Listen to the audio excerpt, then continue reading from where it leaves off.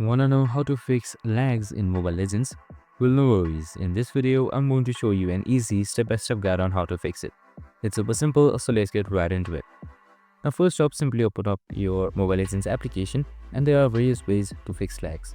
So first up, just simply reduce your graphics. So for that, on the top right side, you can see settings right here. Just simply hit towards it. Now onto under settings, here you can see under basics with your graphics quality, where you can go from smooth, HD to custom. So if you want lesser lags, just simply select smooth right here. Simply select OK, and if it's not downloaded, your package should download.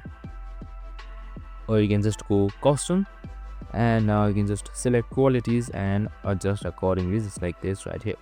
So make sure everything is low for better performance. And that's it. Super simple and easy. I hope this video helped. If it did, make sure to like, subscribe and tune in with us for more of these videos. See you in the next one.